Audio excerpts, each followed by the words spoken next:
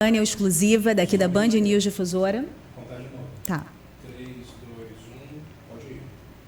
Olá, iniciamos mais um exclusivo aqui na Band News Difusora, o seu programa de debates e discussões e entrevistas. Hoje nós vamos tratar sobre eleição. Sim, nós estamos a 15 meses da eleição de 2026. Muitas movimentações, relações tumultuadas nas três esferas de poder, institucionais e partidárias. E quando começa a ficar um pouco complicado, a gente faz uma exclusiva, chama pessoas bem preparadas para ajudar a gente a entender os detalhes e compreender como é que essas peças se movem até chegar lá nos momentos cruciais das definições de troca de partido, de alianças, definições de alianças, de filiações e também de apresentação de candidaturas. Hoje, para ajudar a gente a compreender o contexto atual desse debate, dessa disputa eleitoral, que já está em curso, já está em andamento. Eu estou aqui no exclusiva com o deputado federal, licenciado, secretário municipal Saulo Viana, que esteve atuante nos bastidores ali, circulando nos bastidores de Parintins. Eu tenho certeza que ele tem muita coisa para compartilhar aqui com a gente, além de ser alguém ali muito disciplinado no acompanhamento desses movimentos de bastidores em Brasília e no Amazonas. Boa tarde, deputado Saulo. Obrigado por mais essa presença aqui no Exclusiva. Boa tarde, Rosiane. Boa tarde, Alberto Neto. Boa tarde aqui o nosso cientista político, né? É importante a gente poder debater um pouquinho sobre política, economia, é um assunto que nos interessa muito. Muito bom. A gente está aqui também no estúdio com o cientista político e professor da Universidade Federal do Amazonas, professor Breno Rodrigo, que aceitou ajudar a gente a explicar e entender um pouquinho como é que estão os movimentos desse momento. Obrigada por aceitar o nosso convite, professor. Obrigado pelo convite, mais uma vez, e vai ser certamente um debate muito proveitoso para todos nós. E para ajudar a gente a compreender o lado da direita, da esquerda também, alguém que está se esforçando bastante, está muito atuante também nesse movimento de bastidores, compreendendo todas essas peças, é o deputado federal Alberto Neto. Deputado, obrigado por participar desse exclusivo aqui com a gente. Boa tarde, Rose. É sempre um prazer estar sendo entrevistado por você e principalmente na companhia de pessoas tão preparadas como é o nosso cientista político, Breno, como é o nosso deputado federal, Saulo Viana, agora secretário também municipal. Então, tenho certeza que vamos trazer muitas informações para quem vai nos assistir. Bom, então você que está acompanhando aqui na rádio, saiba que a gente tem um link, uma live no YouTube também. Entra lá se quiser acompanhar a imagem dos nossos convidados. Dá um like, compartilha, porque esse é um conteúdo que você já percebeu, é de profundidade, são peças que estão atuantes nesse jogo, são peças que vão ser importantes também na disputa eleitoral mais na frente e que estão por dentro dos bastidores. Vai ser um bom debate. Então, fica aqui com a gente até o final desse exclusiva. Eu vou começar a roda aqui de conversa direto com o deputado Saulo, que está aqui com a gente. Eu queria que ele começasse explicando, na opinião dele, como é que está essa relação da economia, de pano de fundo, às vezes diretamente, ela na apresentação e na perspectiva do eleitor, mas ela é sempre fundamental, ela é a peça principal de qualquer eleição, né, deputado? Então, nesse momento, todos esses debates, desses pacotes que estão em discussão no Congresso, também a situação econômica, né, da população, acesso à renda, acesso ao emprego, como isso influencia no momento atual de estabilidade ou não, né, do governo federal. Bem, quando a gente fala de economia, a gente fala muito da questão do cenário nacional, da eleição presidencial. E aí, Rosiane, existem dois elementos que são fundamentais para um governo. Primeiro é a questão política e segundo é a questão econômica. E aí o governo precisa ter uma das duas. Porque quando você não vai bem na política, a economia consegue resolver. Porque aí o governo tem instrumentos para poder negociar com o Congresso, troca de apoio de votações importantes, governabilidade, usando a questão das emendas parlamentares, ou quando a economia não vai bem, mas a política vai bem, o governo consegue negociar com o Congresso os instrumentos para poder fazer, por exemplo, alguma coisa, um aumento de imposto, para poder melhorar a arrecadação. Nesse momento, o governo não está bem na política e também não está bem na economia. Apesar de que a economia, de forma geral, no Brasil, hoje tem dado uma resposta positiva. A gente tem aí no ano de 2024, o PIB brasileiro chegou a 3,4%, né? Isso foi um crescimento muito mais do que era projetado pelos economistas. Nós tivemos aí 2 vezes já foi reduzido a estimativa da inflação. Né? A inflação ela cresceu muito, principalmente no final do ano passado, mas já deu uma recuada. Saiu aí de 5,24% para 5,20% a estimativa dos economistas e mantiveram a projeção de crescimento, ou seja, apesar de estar em cima ainda do teto da média que é de 4,5%, mas ela já reduziu. E nós temos também o maior índice de desempregos desde 2012, que é quando começou a se analisar essa série histórica. Nós temos aí atualmente uma taxa de desemprego de 6,2%. Então, assim, no contexto geral da economia, a economia do Brasil está bem. O que acontece é que hoje o governo tem um custo da máquina muito pesado, e isso fez com que o governo obrigatoriamente pudesse buscar mecanismo para aumentar a arrecadação, e também o governo tem alguns projetos, principalmente que foi promessa de campanha do presidente Lula, que ele está buscando forma de poder compensar, que é a questão da isenção para quem ganha até R$5.000 do imposto de renda. Isso vai ter uma perda de um lado, mas o governo quer compensar de outro lado para poder fazer essa entrega aí de uma promessa de campanha. Muito bom. Deputado Alberto Neto, o senhor considera que o Congresso Nacional, a Câmara dos Deputados e o Senado consegue manter, ou até quando consegue manter, essa narrativa de que toda a culpa da questão econômica está no colo do governo federal e que o Congresso, né, com todas essas questões de emendas e prejudicando alguns projetos de tramitação do governo federal, não tem participação com os efeitos dessa questão econômica na vida da população e, portanto, do eleitor também. Fale um pouquinho a sua leitura a esse respeito. O Lula tenta jogar a culpa agora para o Congresso. O Congresso apenas reagiu o que é um sentimento da população, que ninguém aguenta mais uma série de aumentos de impostos no nosso país. O próprio deputado Saulo fala de maneira brilhante como a máquina pública está inchada, e essa máquina pública inchada impacta diretamente na economia. Então, para poder manter essa máquina pública, que já passou do limite, ele coloca mais impostos para a população. Nunca se arrecadou tanto no Brasil, mas mesmo assim a conta não está fechando. E o resultado disso? Inflação. O resultado disso? A economia desestabilizada. As pessoas estão indo no supermercado e estão chegando lá. Recentemente fui agora no supermercado para verificar, todo mundo falando do café. Eu fiquei horrorizado com o preço do café. Dependendo da marca ali, o café de R$30, R$34. É um absurdo. Então, o povo brasileiro que vai ao supermercado todos os dias, que precisa, que está hoje com dificuldade de sair da informalidade, a informalidade cresce a passos galopantes.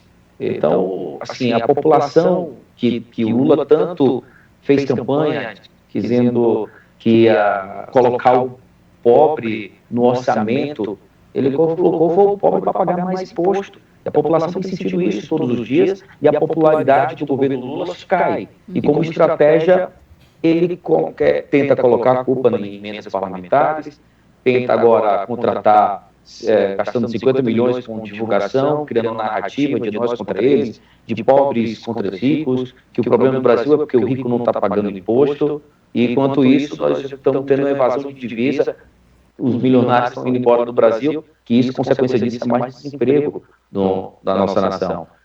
Quando a gente estuda a história da humanidade, a história da economia, olha o que nós conseguimos enxergar de maneira muito clara. Quanto mais o país cresce financeiramente, quanto mais o país evolui, quanto mais tem liberdade econômica, mais nós conseguimos reduzir a pobreza. Então, o segredo de reduzir a pobreza é o crescimento econômico. E para isso, o governo precisa desinchar a máquina pública, ele precisa pensar para desinchar a máquina pública, e aí, com consequência, nós vamos reduzir os impostos, melhorar o ambiente de negócio, trazer mais investimentos. Com isso, nós vamos conseguir reduzir a taxa Selic. A taxa Selic reduzindo, o dinheiro fica mais barato, as pessoas vão ter mais capacidade de investir no Brasil, criar novos empregos. É um ciclo virtuoso que passa por o governo querer desinchar essa máquina tão pesada que ele criou. Muito bem. Bom, a gente tem duas leituras aqui do momento atual do deputado Alberto Neto, muito vinculada à pauta que ele defende também, a compreensão dele da forma como o governo atua e se articula ou se desarticula. E parte dessa leitura do deputado Alberto Neto, preciso dizer que não está distanciada dentro das críticas internas da própria esquerda, né? A própria esquerda enxerga alguns problemas que o deputado Alberto Neto está apontando nessa leitura dele aqui também. Então, assim, não é uma... Ele não está criando, né, para quem está ouvindo o programa, e às vezes as pessoas ouvem numa perspectiva, só vou ouvir o que a direita está falando, quem é da direita, só vou ouvir se for da esquerda, né? Não é isso. Não é a nossa proposta. E os nossos convidados, inclusive, têm pontos de vista e construções diferentes e aqui estão dispostos a um debate, né? Vamos lá ouvir o professor Breno agora sobre essa relação toda. Eu vou colocar de novo a pergunta na mesa, que é dessa construção dessas narrativas. O governo está numa desvantagem muito grande, né, porque tem um Congresso, tem várias vozes que dominam muito essa relação. Na imprensa, o Executivo domina também a narrativa pública, a opinião pública, por meio da capacidade muito maior de lidar com rede social e tudo mais. E há um peso que é do Congresso Nacional também, mas despenca muito nas costas do governo, que o governo não sabe lidar, como retornar isso, né, cada situação para uma balança específica. Eu queria que o professor Breno explicasse um pouquinho a leitura dele do momento atual. Até o momento, me parece que... Eu acho que o que as eleições trouxeram é mais ou menos um indicativo do que nós temos hoje. Nós devemos lembrar que a disputa entre Lula e Bolsonaro se deu num contexto de forte polarização política. A diferença entre os dois foi uma diferença mínima, ou seja, uma diferença de praticamente 2 milhões de votos. Ou seja, o processo eleitoral em si retratou e retrata a polarização da sociedade hoje. Então, ficou muito difícil para o Lula, durante esses 3 anos de governo, que tem governado o país, digamos assim, construir pontes no sentido de ter uma maioria no Congresso Nacional. Até o momento, o Lula ele governa com minoria. Essa votação do IOF foi certamente um banho de água fria nessa expectativa de que o Lula pudesse ter alguma maioria no Congresso Nacional. E essa polarização tem sido alimentada também pelo governo. A oposição, claro, faz a sua parte, a oposição denuncia, a oposição faz barulho, a oposição divulga vídeos na internet. Isso é papel da oposição, denunciar. E o governo ele tem que reagir a isso, e tem que reagir como? De que maneira? Ele tem o controle do orçamento, ele tem um controle político do país.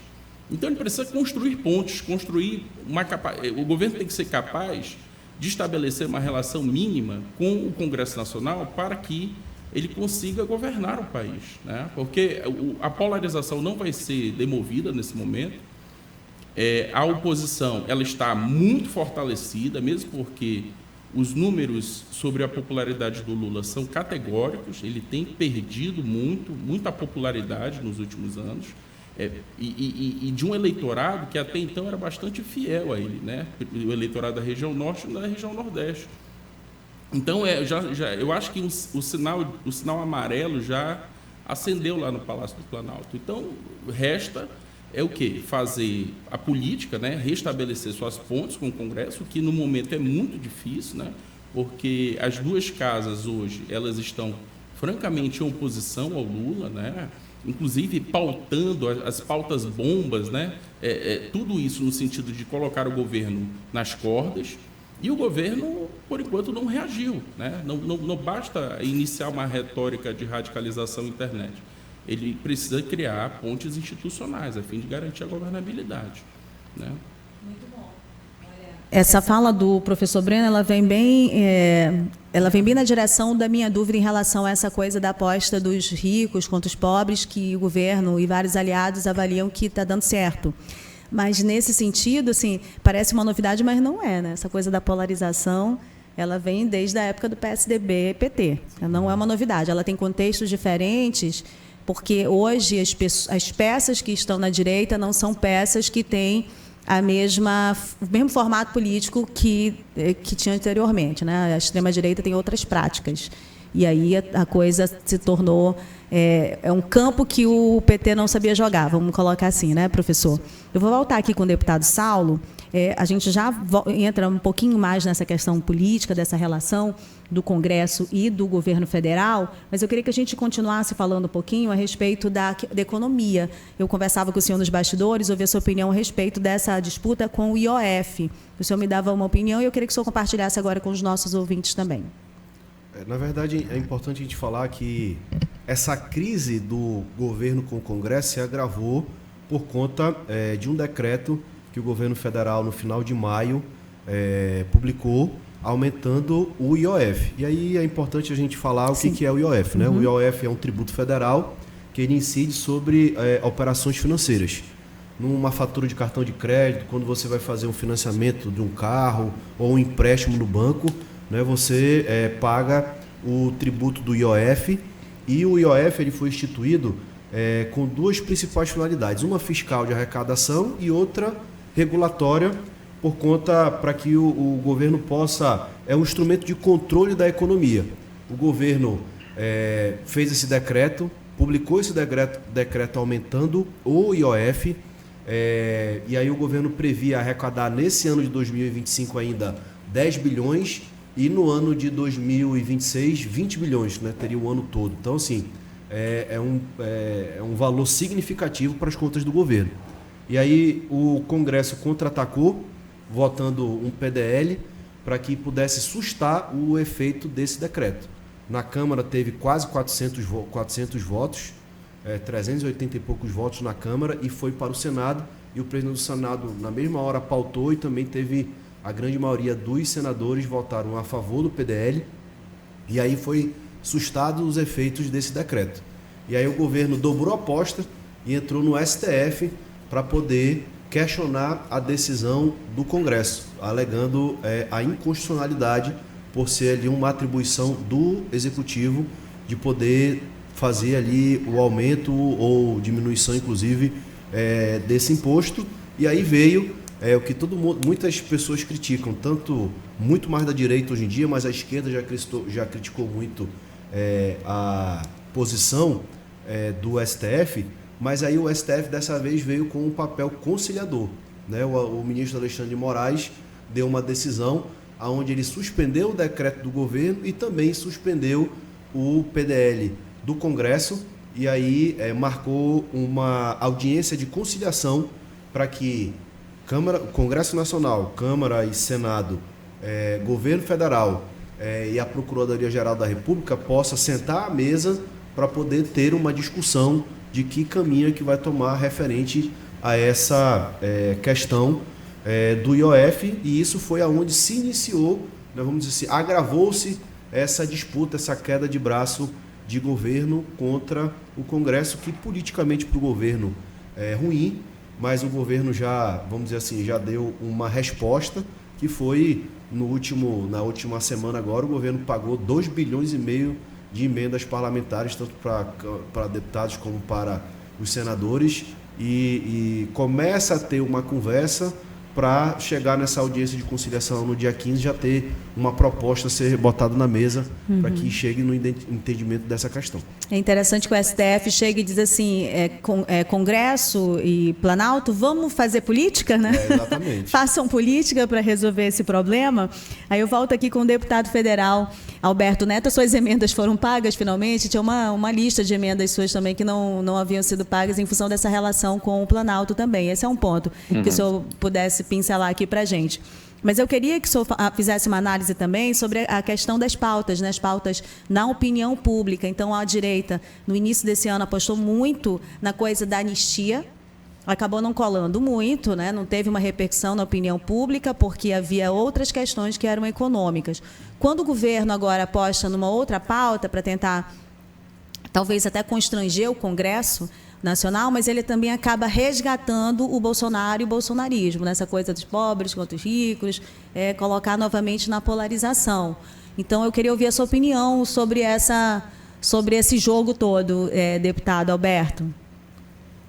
O governo Lula, ele resgata a mesma narrativa da sua primeira eleição em 89.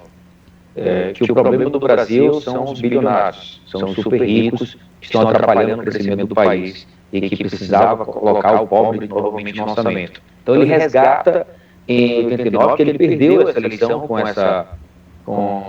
essa narrativa, e em 2010 ele fez uma narrativa totalmente diferente. Ele era o Brasil de todos, que o rico está ganhando, que o pobre, que é a narrativa coerente, que quando a economia cresce, tanto o rico ganha muito, é verdade, mas que o pobre também cresce muito mais do que essa disputa de ricos contra pobres.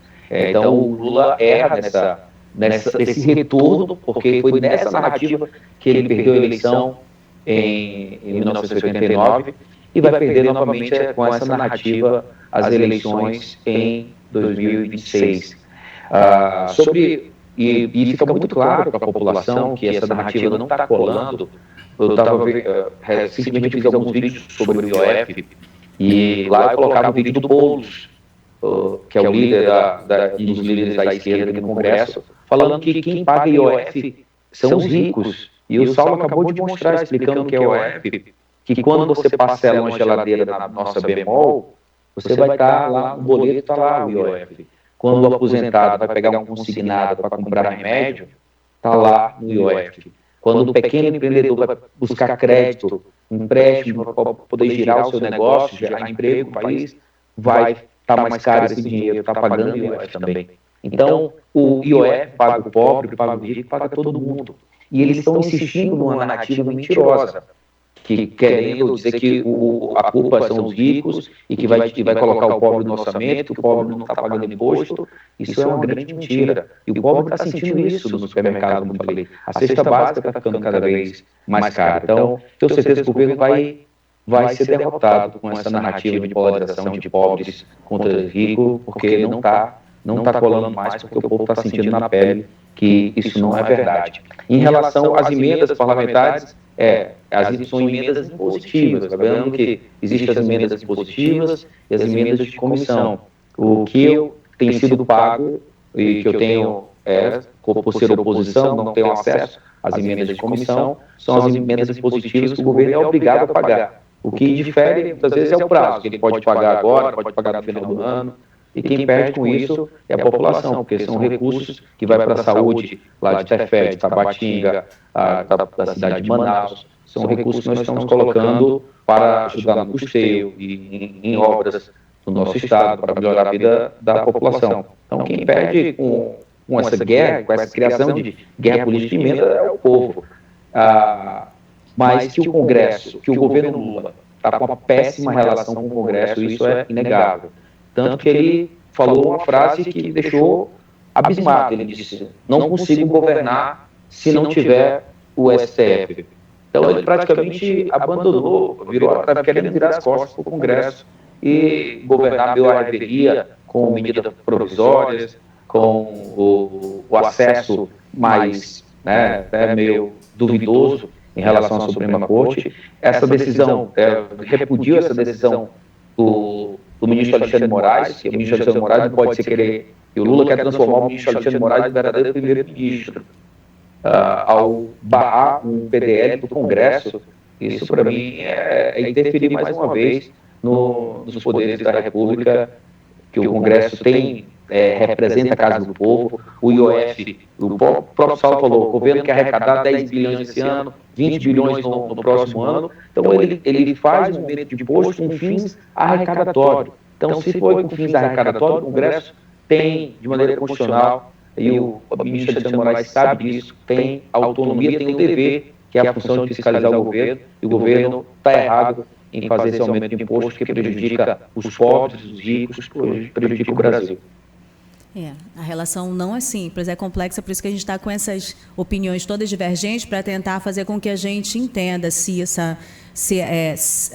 até que ponto, né, esse superpoder, sobretudo da Câmara dos Deputados, né, essa pressão que vem para o Planalto, ela mantém uma harmonia ou ela desarmoniza também, porque o Planalto definitivamente, o Executivo virou quase um gerente, né, de um orçamento que nem sei se é um gerente exatamente. Falando nessa coisa das emendas, saiu uma matéria hoje no G1 que trata sobre as emendas, de quanto essa pressão, mais uma semana de tensão entre o Planalto e o Congresso, e o governo liberou 2,5 bilhões em emendas parlamentares impositivas, elevando o total empenhado de 2025 para 5,6 bilhões.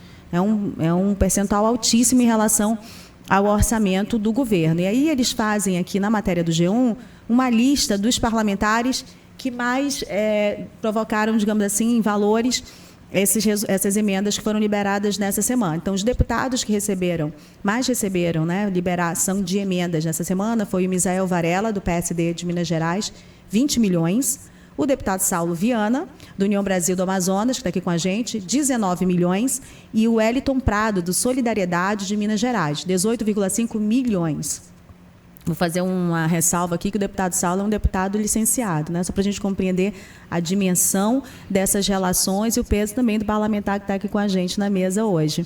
Além, evidentemente, não estou diminuindo o peso do deputado Alberto Neto, que tem demonstrado aí sua força também na relação no Congresso Nacional. E aí, dos senadores, tem o Cajuru dessa semana, a Damares Alves e o Rodrigo Cunha, né, especialmente a Damares, olha, 20,4 milhões, todo mundo sabe que a Damares Alves é o nome da oposição, né? No que se avalia do ano inteiro de emendas, aí para vocês terem mais uma ideia do peso dos parlamentares do Amazonas. O que mais recebeu até agora foi o senador Eduardo Braga, do MDB do Amazonas, 39,5 milhões, 15 milhões pagos nesta semana.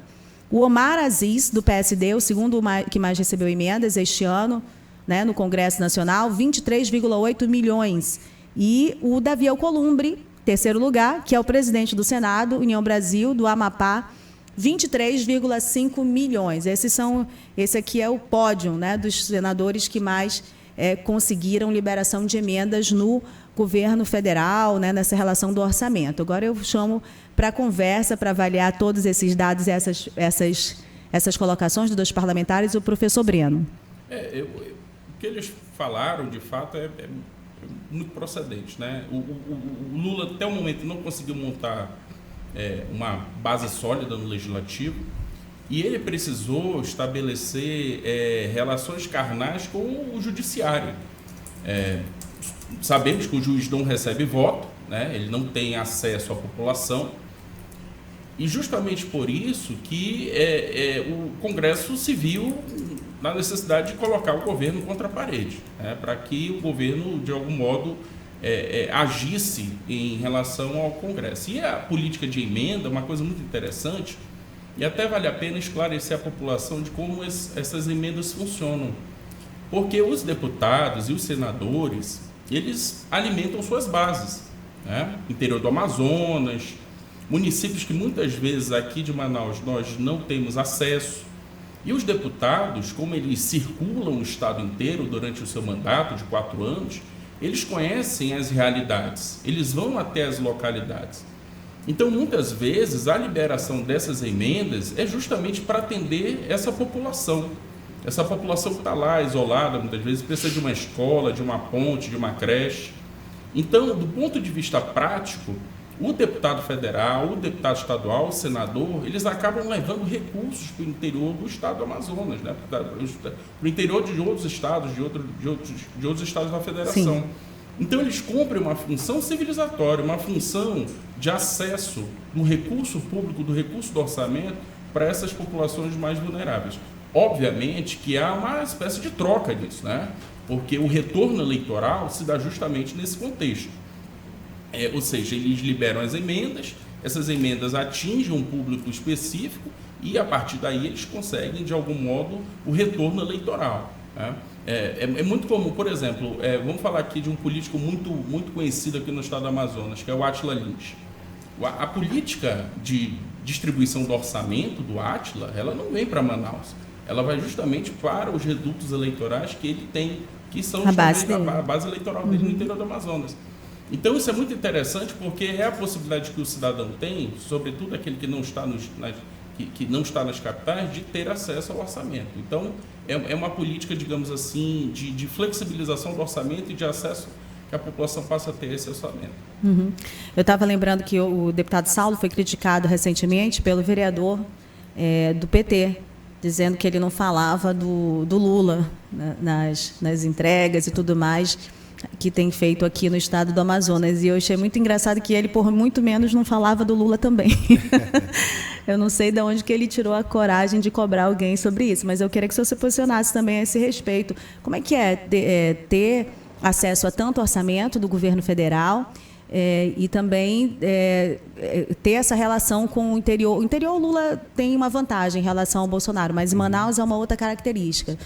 Vocês precisam reproduzir o que o Zé Ricardo já fez várias vezes em campanha, tirar a imagem dele da esquerda, do vermelho, do PT. Ele fez isso, né? O Lula foi preso, foi solto, ele não apareceu lá. Mas agora cobra vocês que façam isso. Eu só estou colocando os fatos porque são esses os fatos em relação à história do Zé Ricardo. Então, como é que vocês se posicionam nesse momento? A desvantagem? A gente vê que muita gente no Congresso Nacional, muitos ministros, né, estão lá no governo, mas não estão botando o nome do Lula, não estão, inclusive, nem fazendo alianças ou acenos para 2026. Como é que o senhor enxerga isso estando nesse partido União Brasil, que tem participação no orçamento, tem participação no Ministério, mas que também tem posições de oposição, mesmo nessa condição toda? Assim, Rosiane, eu particularmente, eu não tenho dificuldade nenhuma de parabenizar quando faz algo bom para o Estado e da mesma forma de criticar quando faz algo que eu particularmente não concordo. Como, por exemplo, já tive a oportunidade de agradecer o presidente Lula na oportunidade da votação da reforma tributária. Isso era fundamental para o nosso estado do Amazonas, a manutenção da nossa Zona Franca dentro da PEC 45, que tratou sobre a reforma tributária. E o presidente foi, sim, decisivo, porque pediu para que o ministro Fernando Haddad, para que a Zona Franca de Manaus não ganhasse nada a mais, mas também não perdesse nada do que já tinha. E assim foi feito. A promessa foi cumprida. E, nesse momento, todos agradecemos ao presidente Lula, como também sempre agradeci por conta do patrocínio para o Festival de Parintins, pelo segundo ano. Foi um trabalho, uma articulação, mas o governo federal, através do presidente Lula, do Ministério do Turismo, foi fundamental para que a gente conseguisse trazer essa conquista para o Festival de Parintins. Isso fez com que o festival fosse para outro patamar. Minha Casa Minha Vida, o maior projeto Minha Casa Minha Vida do Brasil, acontece hoje na cidade de Manaus. Também já agradeci o presidente Lula, como também já agradeci, por exemplo, recentemente o edital de licitação lançado para a construção do Porto da Manaus Moderna. Isso são fatos, né, que a gente não tem como esconder e, como eu disse, nesses casos aí eu agradeço e parabenizo. No caso específico de quando são coisas contra o estado do Amazonas, aí da mesma forma eu critico, como já critiquei publicamente e abertamente tanto o governo do presidente Lula, como principalmente a ministra do Meio Ambiente, quando fala referente à questão da BR-319, por conta do posicionamento de ser contra, de não, vamos dizer assim, de não fazer com que a gente tenha a oportunidade de ser ligado ao restante do país. E os casos recentemente, por exemplo, que aconteceram no sul do Amazonas, mais precisamente lá em Apuí, naquele caso do Ibama, que inclusive foi uma ação solicitada pelo próprio governo do estado do Amazonas, que era uma coisa e chegou lá, foi uma coisa muito maior, né, que era contra grandes produtores, que na verdade o que foi atingido foi pequenos produtores, pessoas que realmente o impacto ambiental da atividade deles é mínima, por conta comparado a outros tantos que têm grandes propriedades lá. E na forma de criticar, eu te confesso, eu não tenho dificuldade nenhuma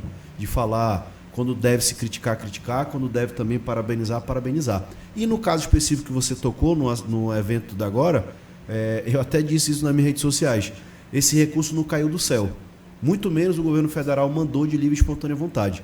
O que nós fizemos as entregas no evento que teve aqui na semana passada, que o ministro do presidente Lula, inclusive, teve aqui, o Wellington Dias, que é um amigo pessoal, foram todos frutos de emendas parlamentares. E emenda indicativa. Se o deputado, se o senador não indicar, ela não acontece. Então foram emendas do senador Eduardo Braga que foram entregues, assim como emenda do senador Almar Aziz. Bom, agora a gente traz o Roberto Neto aqui para o debate também. Deputado, fale um pouco dessas opções, né, diante dessa conjuntura que vocês colocaram já nesses primeiros 30 minutos já se passaram do programa. Quais são as opções da direita, tendo em vista a inelegibilidade do ex-presidente Bolsonaro? Como é que o senhor enxerga essa estruturação? Nós estamos muito próximos, né? São 15 meses até a eleição, mas muito menos ainda para a apresentação de uma candidatura. Né? E quem está na cadeira sempre é pré-candidato antecipado. Né? Então, como é que o senhor enxerga essa construção do campo do ponto de vista da direita? Vocês têm boas opções para essa disputa? Rose, primeiro, deixar claro que nós acreditamos ainda que poderá ter uma reviravolta em relação a Bolsonaro voltar a se tornar elegível. Isso aconteceu com o Trump, aconteceu a invasão nos Estados Unidos do Capitólio, aconteceu aqui algo parecido no 8 de janeiro, e lá nos Estados Unidos viram que não tinha nenhuma relação da invasão do Capitólio com o Trump. E aqui nós queremos provar que também não existe nenhuma relação do 8 de janeiro com o Bolsonaro. O Bolsonaro pediu para as pessoas invadirem e nós queremos provar isso durante o julgamento. Mas pelo cenário, você tem toda a razão, as mensagens que o ministro Alexandre de Moraes manda todos os dias é que o Bolsonaro já está condenado e os seus aliados que estão dentro do processo também já entraram condenados. Né? Fica aqui meu repúdio, que isso fere diretamente a ampla defesa, o contraditório, ao ver o ministro sendo a vítima, que dá todo o percurso da investigação e também o julgador. Né? Então, vira praticamente um grande ditador. Por isso que a gente fala muito sobre a ditadura da toga. Mas fechando agora esse parênteses, o Bolsonaro ele fez novas lideranças. Você vê que a direita tem muitas lideranças que estão brilhando nos seus estados. Nós temos o Ratinho, lá do estado do Paraná, nós temos o Zema, que é de outro eu estou falando de pessoas de partidos diferentes até. O Ratinho é do PSD, está fazendo um brilhante, mas se posiciona no nosso campo da direita, é um aliado do Bolsonaro. O governador Tarcísio de São Paulo tem feito um grande governo, reconhecido por todos, e tem aparecido muito bem nas pesquisas presidenciais. Em Minas Gerais nós temos o Zema, a Michele Bolsonaro é um nome que aparece muito bem também nas pesquisas. Então você consegue observar que nós temos muitas opções. E a gente, como já foi falado no início da entrevista, o Lula vem numa queda de popularidade. Então, quando o Lula cai, os outros nomes acabam se fortalecendo. Então, no segundo turno, praticamente todos esses nomes que eu citei derrotam o Lula. Então, a gente está muito confiante nessa eleição de 2026, que a direita vai retornar ao poder. Lógico, se vai concentrar em um nome só, caso a figura mais forte hoje é o Tarcísio, que há uma tendência para isso. Eu vejo um alinhamento muito grande. Se o Bolsonaro não conseguir ser candidato, há uma tendência do Tarcísio. Recentemente eu estive agora em São Paulo, na Avenida Paulista, e ele estava lá presente, liderando os governadores, como o Zema, como o governador de Santa Catarina, que também estava presente, o governador do Rio de Janeiro, Cláudio Costa, que é do nosso partido. Então há uma certa liderança do governador Tarcísio, mas ainda não está definido. E há uma esperança maior ainda que há uma eleição de 2 turnos, isso é certo. A esquerda tem o seu público, e é um público bastante substancial, que leva o Lula ao segundo turno.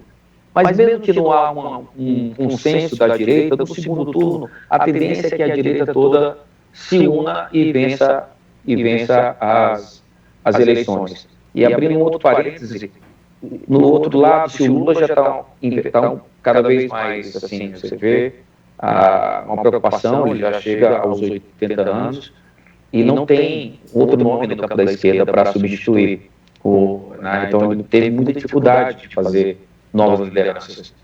Parece que a esquerda, ela está girando em torno da candidatura do Lula. Se o Lula não puder ser candidato, talvez a eleição possa acabar no primeiro turno. Olha, esse é um ponto Esse é um ponto que o deputado federal Alberto suscita, mas ele é fundamental mesmo, né? Porque problemas de saúde podem levar com que o eleitorado desacredite naquele nome como preparado para assumir uma função. Esse é um problema para a esquerda também, para o PT, que constrói aí suas possibilidades em torno do nome do Lula, né? Esse é um ponto. E aí o Lula também, a gente estava brincando, mal comparando, é o nosso Davi Assayag. O pessoal critica que pode perder a memória, falhar na letra e tudo mais, mas quem é que substitui o Davi, né? Quem é que dá conta como o Davi dá conta lá no Bumbódromo de Jaguaré? Eu vejo que o problema do um é a solução do outro. A direita já tem muitos nomes, né, e a esquerda já não tem...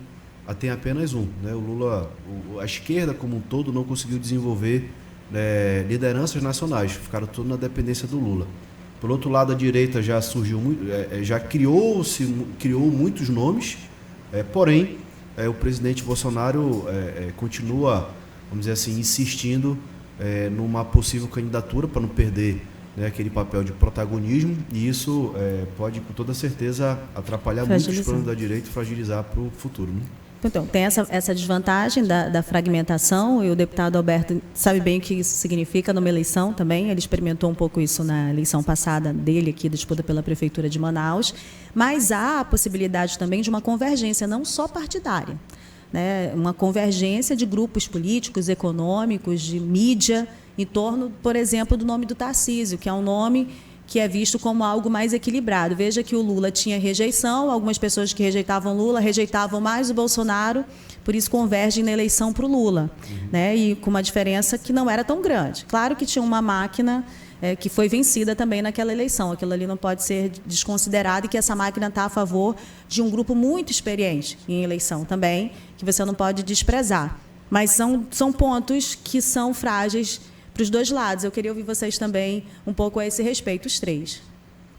Dessa encruzilhada, né, de um e de outro, né? O que eu observo, Rosine, assim, vamos lá, aí a gente pode citar aqui os nomes da direita.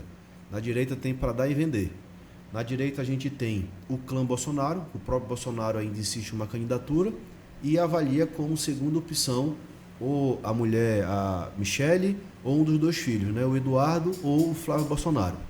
Aí tem o Tarcísio de Freitas, que é governador de São Paulo, que para mim é o nome mais forte, porém, nesse contexto, ele é o que, vamos dizer assim, é o mais comedido. Por quê? Porque está no primeiro mandato do governo de São Paulo. São Paulo é um país, né, e ele caminha para uma reeleição tranquila. Aí nós temos o Romeu Zema, que é o governador de Minas Gerais, que é de direita e já está no final do segundo mandato. O Ratinho Júnior também, que é de direita e já está no final também do segundo mandato, e tem o Ronaldo Caiado, que é também o governador de Goiás, que está no segundo mandato. Porém, se você for observar todos esses nomes, a gente tem uma dificuldade em relação à questão partidária. Vamos lá, o Romeu Zema, hoje ele é o Partido Novo, que é um partido pequeno em relação à questão de tempo de TV e questão de fundo partidário, ou seja, não tem uma estrutura partidária, nem todos os estados ele está presente para poder fazer o impulsionamento de uma candidatura para ele se tornar uma liderança nacional. Uma grande desvantagem, né? O Ratinho Júnior é do PSD. O PSD pode-se dizer que hoje assumiu o que já foi antigamente o lugar do MDB de ser um partido fisiologista. O PSD tem um pé no governo Lula, tem 3 ministérios, inclusive 2 deles muito importantes, e também tem uma atuação muito forte junto ao próprio Tarcísio, que inclusive o presidente do PSD nacional, que é o Gilberto Kassab, ele é o secretário de governo e quem faz toda a articulação política do governo do Tarcísio de Freitas.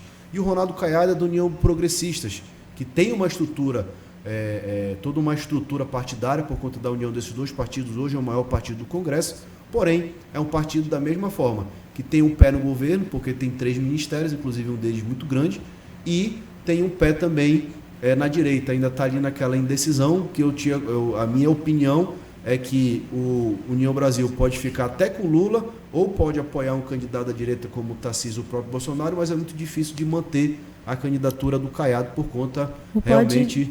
Pode se dividir, desculpa interromper. A Gleisi falou numa entrevista recente que nós já disputamos sem ter o partido, mas com o apoio dos candidatos. Exatamente. Né? E aí tem também os novos nomes, que a gente pode chamar de novos nomes da direita.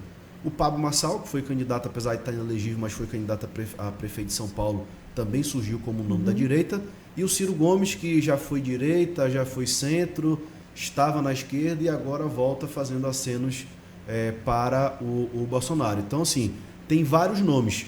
Só que o Tarcísio de Freitas tem uma coisa que ele tem hoje, ele demonstra aprender com o erro do João Dória, que é de não se antecipar ao processo político sem ter o apoio. Eu acho muito difícil o Bolsonaro, antes da descompatibilização, que é início de abril, declarar apoio ao Tarcísio de Freitas.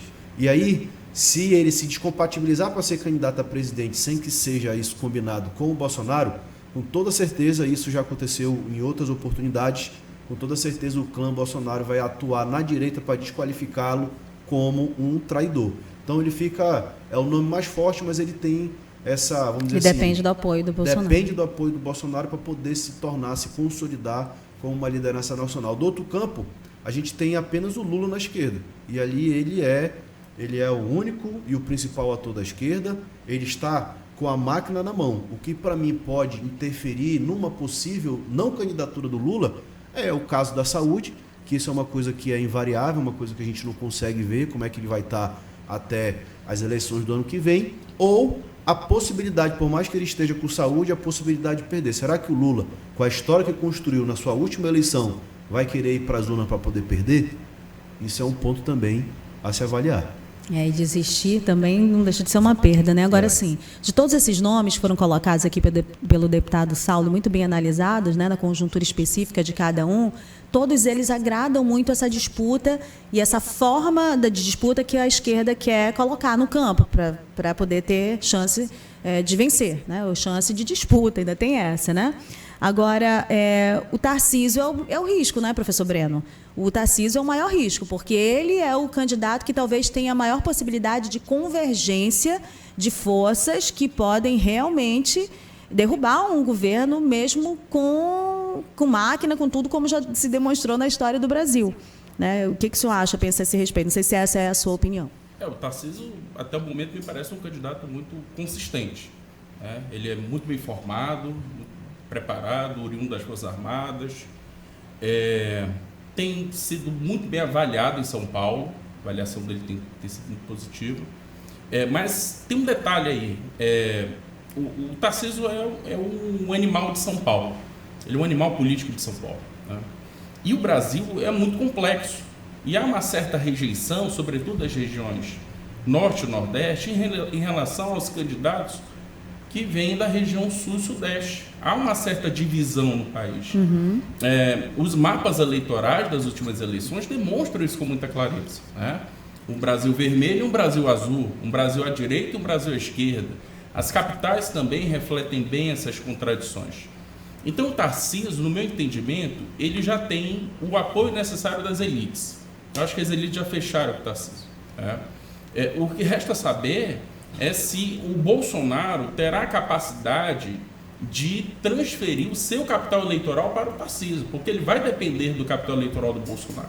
Porque o Bolsonaro, gostemos ou não, ele tem as capitais do Norte e Nordeste e ele tem parte do eleitorado no interior dessas regiões, que é um eleitorado muito difícil de se conquistar. O Lula conquistou esse eleitorado na segunda eleição dele. Ele não conseguiu nem na primeira, ele conseguiu na segunda eleição. Então, é uma complexidade a mais. No meu entendimento, vai depender do time relacionado ao Poder Judiciário. Resta saber se o Judiciário, de fato, vai condenar Bolsonaro, vai prendê-lo, vai torná-lo inelegível ou não. Porque se nada disso acontecer, como o deputado Capitão Alberto Neto muito bem colocou, ele é o candidato natural e ele já tem o seu eleitorado cativo. Né? Então, eu acho que vai depender muito disso. Se ele continuar inelegível, ele não resta dúvida de que ele tem que apoiar alguém, ele vai ter que transferir o capital eleitoral dele para alguém. Inelegível, ele tem uma condição, preso, ele tem outra, né, de transferência de votos, como aconteceu com Lula também, na eleição em relação ao Haddad, que o Bolsonaro saiu vencedor. Deputado Alberto, eu queria que o senhor falasse um pouquinho dessa repercussão dessas conjunturas todas que a gente fez em relação à disputa estadual, para governo do Estado, sobretudo, e para Senado. Claro que ela vai ter também uma força muito grande para determinar as bancadas na Câmara dos Deputados e na Assembleia Legislativa. Mas, por exemplo, falando de Tarcísio, por exemplo, que parece ser um nome de maior excelência para a convergência de muitas forças que vão dar problema para o PT, caso se confirme como candidato ali da direita, né, e da extrema-direita. Mas ele foi um peso para o senhor na eleição passada, naquele vídeo, né, em função das posições de São Paulo em relação à Zona Franca de Manaus. Então, tem repercussões que têm as suas peculiaridades em cada estado, e no Amazonas é uma delas. Então, como é que fica, por exemplo, nesse momento, essa representatividade no palanque? Omar como candidato do Lula e, neste momento, Maria do Carmo, do seu partido PL, como candidata do presidente Bolsonaro. Hoje, você vê que política é algo bem complexo. Escutando o Saulo falando, agora acabei recordando que mesmo tendo o Ratinho como um pré-candidato ao presidente, que é do PSD, e o presidente do PSD é o Kassab, que é talvez o maior apoiador do Tarcísio hoje. Colocou o Tarcísio no programa de TV do PSD, só para a gente ter a dimensão do quanto o Kassab, que é o presidente nacional do PSD, apoia o Tarcísio. E o PSD aqui está na mão do senador Omar Aziz, que é candidato ao governo, que é aliado do Lula. Só para a gente, é o principal aliado do Lula aqui do Estado. Só para a gente entender a complexidade, que a gente vai ter que fazer uma diferenciação de uma campanha nacional da campanha regional. Agora, a tendência é a polarização. Eu não tenho dúvida nenhuma que a tendência da eleição de 2026, e principalmente agora com essa narrativa que a gente falou durante toda a entrevista, da narrativa muito forte da esquerda, de nós contra eles, de pobres contra os ricos, eles vão tentar polarizar ao máximo essa eleição. E está partindo da esquerda, só para a gente ter a noção de como essa eleição vai ser polarizada. Aqui ainda tem um imbróglio muito grande, porque se o Wilson sai candidato ao Senado, que é o que ele quer, o vice é um aliado do Davi Almeida, que é o Tadeu de Souza, que é do Avante, que é um aliado, foi o Davi que colocou o Tadeu lá. E pelo que eu conheço da nossa política local, o Tadeu não vai trair o Davi. A tendência é o Davi tendo as duas máquinas na mão, a máquina do governo e a máquina da Prefeitura de Manaus, que é muito forte. Eu acabei de enfrentar essa máquina, vi o quanto, como eles sabem utilizar a máquina pública. Então ele vem como um candidato muito forte ao governo, tendo as duas máquinas na mão. Aí tem um senador Mazi que pertence a esse grupo, que a tendência ainda vai ter um racha nesse grupo. Então você vê que no campo do Lula, a tendência é ter uma ruptura nos grupos políticos aqui no estado do Amazonas. O senador Eduardo Braga vai ficar com o senador Omar para o governo ou vai ficar com o Davi Almeida? O nosso campo está muito bem definido. É a professora Maria do Carmo, direita, apoiada pelo presidente Bolsonaro, vai ser apoiada se não for o presidente Bolsonaro, o candidato à direita. A tendência é a gente fazer esse alinhamento, e tem a segunda opção, como tem se conjecturado já no Estado, se você sabe, você acompanha a política, do Wilson também não sair, porque está muito mal nas pesquisas. Eu vi recentemente não sei se vocês viram, no evento da vitória do Garantido. Eu sei que você é caprichoso, Rose, mas estava lindo a imagem lá, a imagem do Garantido ali, lotado. Eu fui lá e gravei essa vaia, viu? Você gravou a vaia? Gravei, estava lá no camarote quando o apresentador chamou o nome do governador. O governador Wilson Lima acabou de chegar aqui no Bumbódromo. E aí o pessoal vaiou assim, né? Geral, fez sinalzinho com o polegar para baixo, vi isso assim. Então, a popularidade do governador talvez é a pior de todos os dois mandatos dele nesse momento. Então, ele pode reavaliar a sua saída para o Senado, para não sair, ser derrotado e deixar o governo na mão do seu opositor, que hoje o Davi Almeida é opositor declaradamente do Wilson Lima. Eles enfrentaram uma eleição agora recente, que eu estava presente. né, com o Roberto Cidade, que era o candidato do governo. Então, claramente, foi um rompimento do grupo, que já tinha rompido antes, e na eleição ficou muito claro. Então, se o Wilson termina o mandato, talvez, pode ser que o Davi não tenha coragem de romper com o Omar Aziz e tentar disputar a eleição para o governo. Então, ainda está muito indefinido no campo deles, né, no campo do alinhamento com o governo Lula. Mas no campo da direita está muito bem definido. É a professora Maria do Carmo candidata, eu sou candidato ao Senado, e nós temos uma boa bancada que vamos fazer uma bancada boa de deputado federal, de deputado estadual. Temos nomes aí que estão fazendo um bom mandato, o Sargento Salazar, Coronel Rosses, tem se destacado, o Capitão Carpeta tem se destacado na Câmara dos Vereadores. Eu tenho certeza que isso vai dar um bom resultado nas eleições de 2026. Bom, essa é a plataforma da direita. A gente está caminhando para o final, um excelente programa, acho que com muita qualidade, o conteúdo que os três estão apresentando aqui para o nosso ouvinte, mas eu não posso terminar sem ouvir a opinião do professor Breno e do deputado Saulo também nessa conjuntura estadual, mas peço que vocês incluam também a do Senado. Quem uma das figuras está aqui presente com a gente, pode até participar depois, ou concordar ou discordar do que eles vão falar aqui. Mas a gente tem uma disputa acirrada também para o Senado. São 2 vagas, temos pelo menos 3 pré-candidatos, 4 pré-candidatos, 6. né? Já temos 6. Pronto, o deputado Saulo vai listar aqui. Pode falar. E às vezes a gente fala mais da campanha do Senado recentemente do que na campanha de governo, né? Eu nunca nem tinha visto isso. Eu queria saber, claro que o senhor vai defender a candidata Maria do Carmo, a pré-candidata Maria do Carmo, mas o Omar é um candidato de uma imposição de tamanho, está aqui, né? As emendas, o histórico dele, enfim, a relação força do com o interior. Né? Então, assim, não sei se nesse momento, com todo respeito à pré-candidatura da professora Maria do Carmo, como as demais, se há candidatura para encarar o Omar, né? O senador Omar Aziz. Mas eu quero ouvir a opinião de vocês sobre isso. Não esqueçam de incluir o Senado, por favor, para essa rodada final, e depois a gente vai pegar as considerações finais também. Eu tenho uma observação, vou ficar por último. Com base no que o deputado falou, que há uma estratégia por trás dessa ênfase nas eleições para o Senado, né? Nós sabemos que o Bolsonaro tem, nos últimos anos, digamos assim, uma guerra contra o STF. Né? E todo o processo de contenção do STF, de impeachment de ministro do Supremo, etc., passa necessariamente por esta casa. Então, a estratégia me parece bastante clara. Eles vão enfatizar, fundamentalmente, eleições para a Câmara Alta, para o Senado, a fim de ter uma maioria consolidada. Afinal de contas, haverá uma renovação de 2/3, ou seja, uma renovação mais de 50%, e, com isso, ter uma capacidade de, pelo menos, conter os avanços do STF sobre o Legislativo. Eu acho que essa é a estratégia básica, né? A ênfase nos candidatos, não só aqui no Amazonas, mas no Brasil inteiro, candidatos fortes, candidatos que já concorreram à eleição para o Poder Executivo, né, com uma eleição muito bem articulada, com muito orçamento, etc.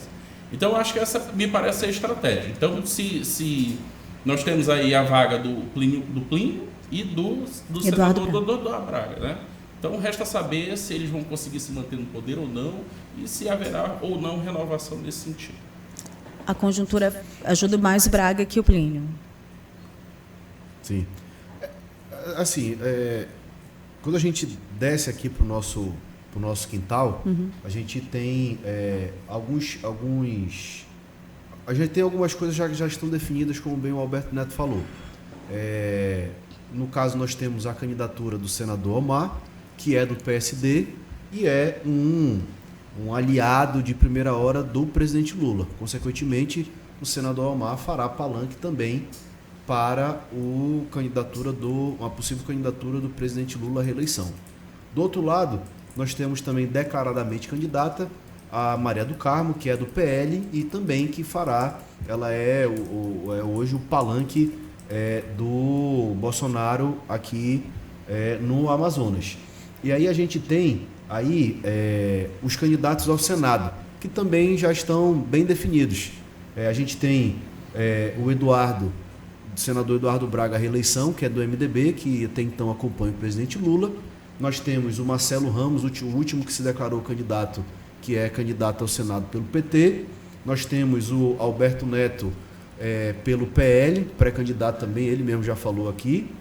Nós temos o Wilson, que é candidato também, possível candidato ao Senado pela União Progressistas, que o governador Wilson é declaradamente bolsonarista, né? E nós temos também o senador Plínio Valério, que também é outro da direita que defende o Bolsonaro e ele é anti-Lula. E nós temos mais recentemente também a candidatura anunciada pelo presidente nacional do Avante, o Marcos Rota. Ah, verdade, Marcos Rota, tinha esquecido dele. Então, assim, a gente tem no campo da esquerda dois candidatos, que é o Eduardo Braga e o Marcelo Ramos, que é do PT, e nós temos no campo da direita, aí a gente pode citar três candidatos, que é o Alberto Neto e o Plínio, e acredito que o Marcos Rota, ele acho que talvez um centro-direita, né? Que é o partido do Avante. E aí, só que se a gente for pegar, para a gente poder ver os partidos, Rose, aí a gente aí começa a ter algumas contradições. Porque o Wilson é da União Progressista e o Wilson é candidato ao Senado, até então não tem um candidato ao governo. Né? E a gente não sabe se ele vai se vincular a alguma das duas candidaturas da Maria do Carmo ou do Omar, isso é algo que só o tempo que vai dizer, mas apoia o candidato o Bolsonaro ou o candidato do Bolsonaro. Aí nós temos os republicanos a nível nacional, ele está com o ministério no governo do presidente Lula, mas é o partido do Tarcísio, que é um dos possíveis nomes da direita para disputar a eleição. Porém, aqui no estado, o deputado Silas, ele é declaradamente apoiador do Omar, né, candidato ao governo no campo da esquerda. Aí nós temos o próprio PSD, que é na mesma situação que é o partido do senador Omar, que também está com o pé no governo, tem 3 ministérios, como eu já disse aqui, mas também flerta muito com o nome do Tarcísio. Inclusive, o próprio Kassab já disse publicamente que se o Tarcísio for candidato, o PSD acompanha né, o Tarcísio. E a gente tem o MDB, que apoia o Eduardo Braga, é candidato à reeleição, e apoia o Omar para o governo também declaradamente. Inclusive, os dois lançaram as suas pré-campanhas no evento junto, né, no mês de março, e até então apoia o presidente Lula. Então, a gente tem assim esse campo definido, e a gente tem aí, quando desce para a questão, vai para a questão partidária, a gente tem algumas contradições. Essa trama toda, né? Eu vejo, inclusive, isso são números, tem algumas pesquisas que já foram publicadas, mas pode-se dizer que a pesquisa mais forte são as pesquisas internas. Né? Hoje a gente tem... As não publicadas. Exatamente. Né? Hoje a gente tem uma liderança do senador Eduardo Braga para o Senado, seguido de perto pelo meu amigo aqui, deputado federal Alberto Neto, que também tem hoje, tanto na capital... Por isso que ele está falando com tanta convicção em relação à leitura dele sobre o governador Wilson Lima. E aí a gente tem o que vai ser, Rose, e aí a gente vai acompanhar isso nos próximos meses, o que vai ser decisivo para o que vai se organizar tanto na candidatura para o Senado quanto para o governo, é a decisão em início de abril do governador Wilson, se ele vai sair para ser candidato, para arriscar uma candidatura ao Senado, ou se ele vai, os números que tem na mão, se esses números se mantiverem, ele vai ficar no governo até o final para poder apoiar algum candidato e terminar o seu governo. E também tem uma outra tese, que é uma tese que ela começa a ser falada nos bastidores, de o Wilson se compatibilizar no início de abril para ser candidato ao Senado, montar uma chapa de deputado federal e, quando chegar nas convenções, descer para ser candidato a deputado federal para poder ter mandato, consequentemente ter aí a prerrogativa de foro. Isso é algo que já é falado já nos bastidores, porque hoje todas as pesquisas, pelo menos já vi recentemente 4 pesquisas, eleitoralmente hoje não tem viabilidade. É óbvio que a eleição não é hoje, né? A eleição, a gente ainda tem algum tempo para a eleição, porém existe um prazo que vai ser determinante para toda essa organização do que vai acontecer na eleição lá em outubro, que é o prazo da descompatibilização, que aí quem tiver que ser candidato, que está no cargo do executivo, obrigatoriamente terá que se descompatibilizar.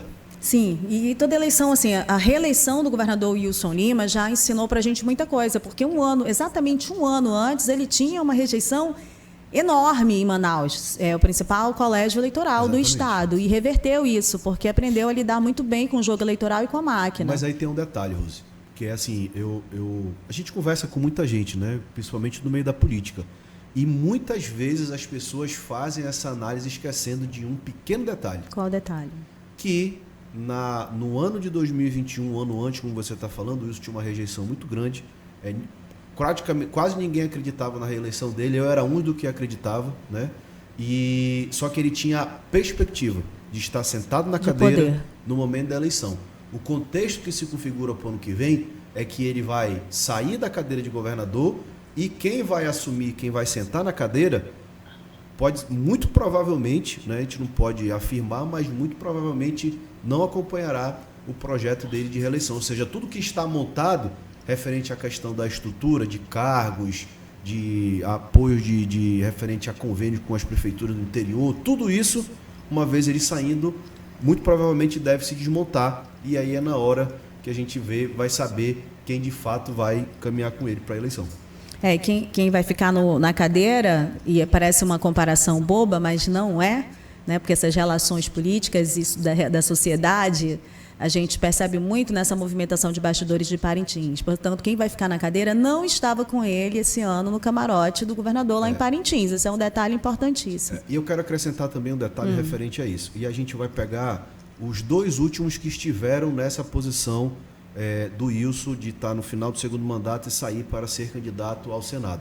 2010, o governador Eduardo Braga estava com um governo mais de 80% de avaliação positiva, tinha uma grande intenção de voto e quando saiu deixou o Almar, que era seu vice, e o apoiou na sua eleição em 2010. Em 2014, passado 4 anos, Omar Aziz estava com uma avaliação mais de 80% positiva, estava com uma grande intenção de voto e quem deixou na cadeira, que foi o Melo, também apoiou a sua reeleição. Esses dois personagens saíram, se descompatibilizaram para ser candidato praticamente com a eleição ganha. Exato. O que não é a situação hoje do Wilson. Para mim, essa mexida da saída do Wilson para ser candidato, ele tinha que ter uma gordura muito grande para queimar nos 6 meses até a eleição. E hoje, isso, pelo menos nas pesquisas internas, como eu te falei, tanto no interior como da capital, ele não tem.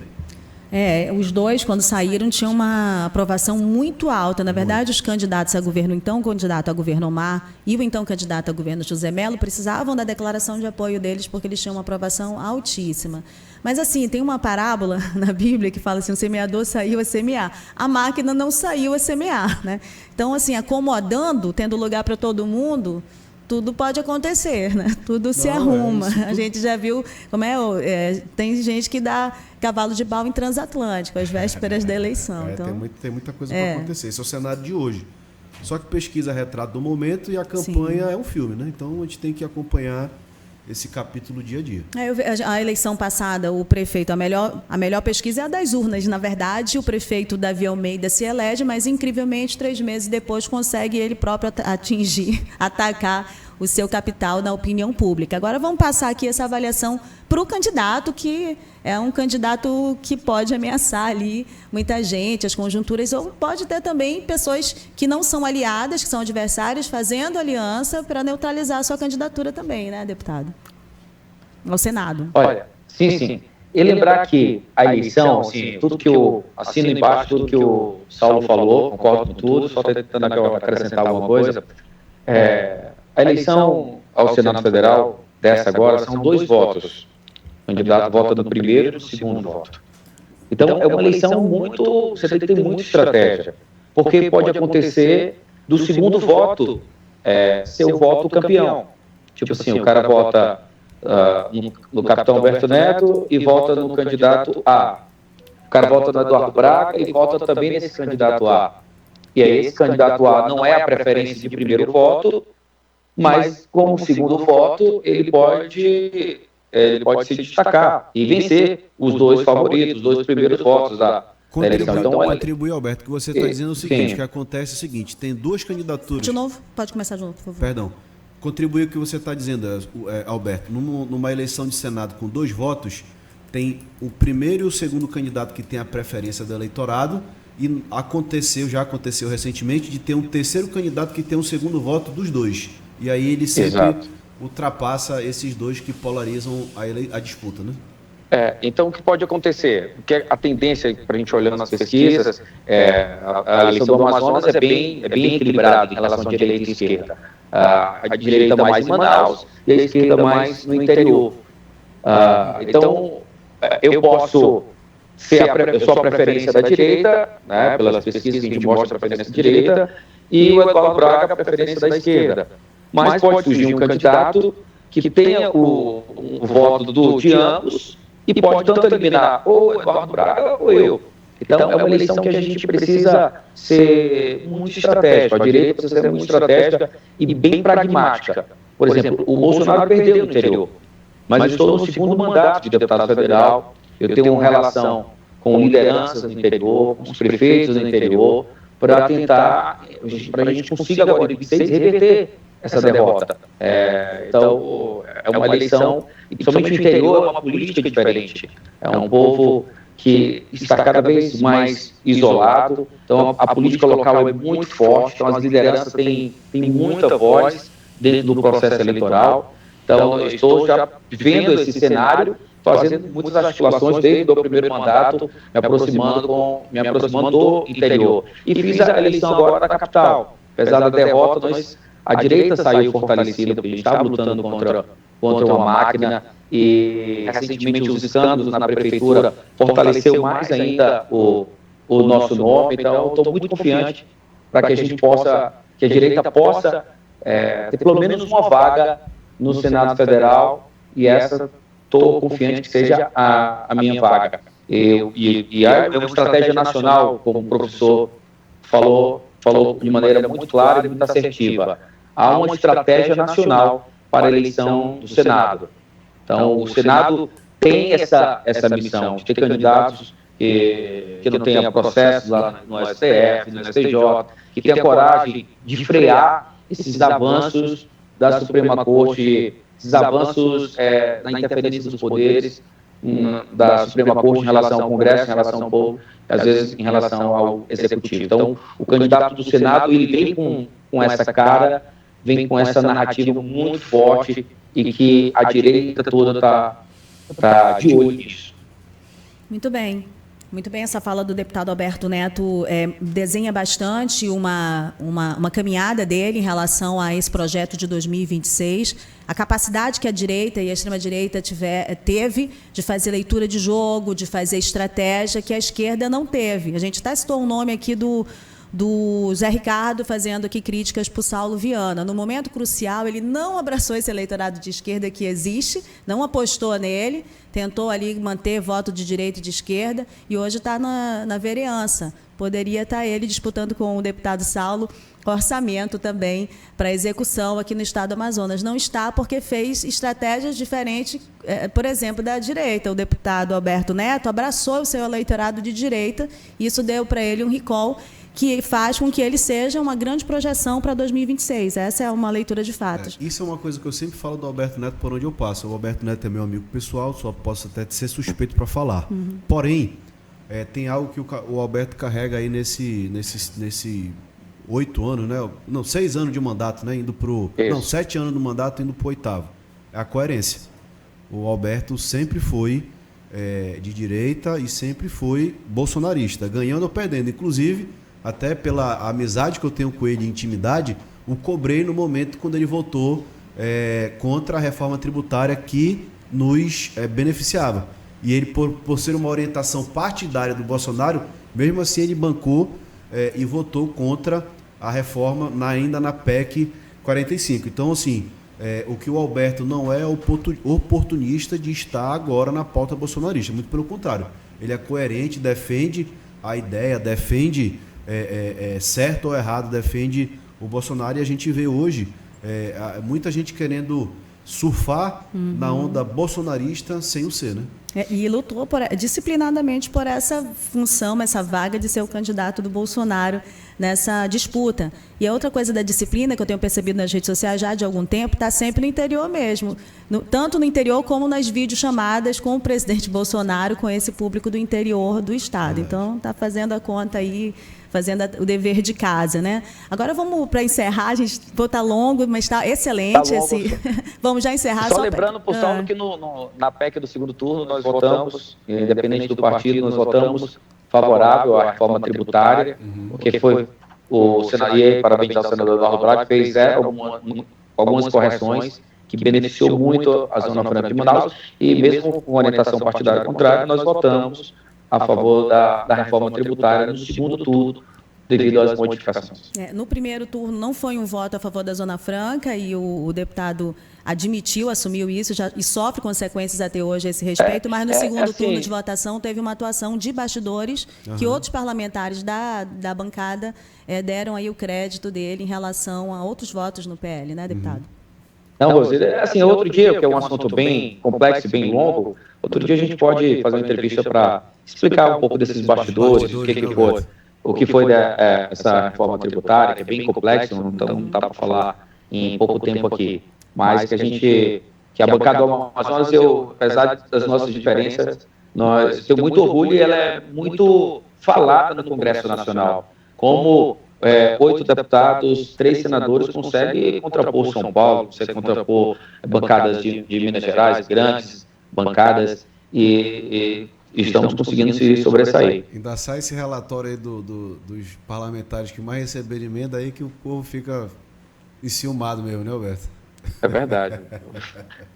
Eu ia falar isso, ainda estão 3 deles entre os que mais receberam orçamento, sendo que um ainda está licenciado, né? Mas vamos lá, fechar com o professor Breno e, na sequência, encerrar o programa de hoje, porque foi realmente muito excelente de conteúdo na perspectiva de cada um dos nossos entrevistados. Professor, fecha o programa de hoje aí com a análise dessa conjuntura para Senado. Eu acho interessante a fala de todos vocês e eleição é isso aqui no Amazonas. Nós temos a dimensão nacional, ela conta, ela é muito importante. Nós temos 2 grandes líderes políticos no Brasil, que é o Lula e o Bolsonaro, eles interferem no processo eleitoral. Mas é um erro pensar que a eleição no Amazonas é só polarização nacional, ela tem a sua variante também local, né? O interior conta muito, a capacidade dos políticos de atuarem no interior e na capital também. Então, essa esfera local, regional, estadual, ela é muito importante na leitura do cenário, não pode se desconsiderar isso, né? Eu por muito tempo subestimei o Wilson Lima, por muito tempo, desde a primeira eleição dele, eu não acreditava que o Wilson Lima ia ser governador eleito, e o Wilson Lima quebrou uma tradição que vinha desde a década de 80, né? Com o Gilberto Mestrinho, Amazonina, etc. Quebrou a roda do destino. Sim, com certeza. Então, desde lá, eu parei de subestimar esse homem. Eu acho que ele é um candidato forte, né? Ele é um ministeriável, caso ele não consiga ser eleito. Ele é um homem que tem um capital eleitoral significativo aqui no Amazonas. Mesmo não vencendo a eleição para o Senado, continua encerrando o seu mandato como governador, ele é um personagem que teria também uma capacidade de atuar nacionalmente como ministro de Estado, né? Ele capacidade no sentido do seu capital intelectual ou pelo sentido do seu capital de construção política? Capital eleitoral mesmo, né? Ele é um político que, enfim, eleito governador, reeleito governador. Uhum. Então, eu acho que nenhuma liderança nacional, seja Lula, ou Bolsonaro, ou Tarcísio, iria desconsiderar o peso político de Wilson Lima, né? E depois de encerrada a eleição, nós temos dentro de 2 anos outro processo eleitoral. Ele poderia ser novamente candidato aí à prefeitura de Manaus ou coisa do tipo. Então, acho que nesse momento, desconsiderar a força do Wilson, acho, digamos assim, algo arriscado. Arrumando todo mundo, tendo cadeira para todo mundo, né, professor? Isso sempre deu certo para eles. Deixa claro isso. Não, só fazendo um comentário em cima da figura do Wilson Lima, que mesmo ele estando com baixa popularidade, como foi demonstrado por essa vaia do evento do Garantido, ele pode mudar totalmente o jogo se ele fica ou se ele sai, Então, é uma figura que tem que estar, que a gente tem que estar observando qual vai ser a atitude dele dentro desse processo, que pode mudar completamente o processo eleitoral. Só mais um ponto que eu queria colocar aqui, já que a gente está falando de tanta coisa, né? Como você falou, o papo foi tão bom. Eu gostaria também de acrescentar aqui que ainda tem um jogo que é importante a gente entender, que é das possíveis federações que ainda podem acontecer. Sim, para a pode eleição, anular muita candidatura ainda. Exatamente, para a eleição de 2026. A gente tem aí uma federação que está sendo costurada, que é do Republicanos com o MDB, né, para também se tornaria ali uma grande potência do Congresso. E aí por exemplo, numa possível candidatura do Tarcísio, por exemplo, o MDB, que hoje faz parte do governo Lula, obrigatoriamente estaria no campo da direita com a candidatura do Tarcísio, né? A gente tem... Mas olha, só uma observação, que na eleição passada tinha uma candidatura própria, no entanto, o senador Eduardo Braga e outros estavam na candidatura do Lula já desde o primeiro turno. Isso. Aí a gente tem a federação que também está bem avançada, do PSB de bola com o Cidadania, né, que também é uma federação que coloca o PSB em força para continuar disputando a indicação de vice da possível candidatura à reeleição do presidente Lula, uma vez que o Geraldo Alckmin, o atual vice-presidente, é do PSB, né? E também existe aí uma federação sendo costurada do Podemos com na verdade seria uma federação com uma fusão que aconteceu, que foi do PRD com o Solidariedade. Podemos. Né? E o Solidariedade. Na verdade, assim, aconteceu uma fusão PRD-Solidariedade, que agora eles estão discutindo para fazer uma federação com o Podemos. Né? Uma vez que se frustrou a federação que estava sendo costurada com o PSDB, que o PSDB também ainda está negociando para fazer uma federação, que pode ser com o MDB, enfim, está em negociação. E tem dois partidos que também estão costurando federação. Um é o PDT, né, que tinha uma negociação avançada com o PSB, mas depois daquele caso do INSS deu uma esfriada. E o PV, que saiu da federação PT e PCdoB. Então, tudo isso, a questão das federações, elas podem também interferir no jogo da sucessão do ano que vem. E uma superfederação de esquerda aí, que seria alternativa para os partidos de esquerda, PCdoB, PSOL, Rede, a Rede nem se considera de esquerda, né, mas mais progressista, e o próprio PT. Então, a minha avaliação é que os partidos que não se juntarem, eles vão sucumbir em 2026. Essa é vamos dizer assim, nós vamos passar por uma perspectiva no Brasil, por conta da cláusula de barreira e por conta do instrumento das federações, para que a gente possa diminuir a quantidade de partidos. Tendo poucos partidos, consequentemente, você tem poucas candidaturas, né? E opções.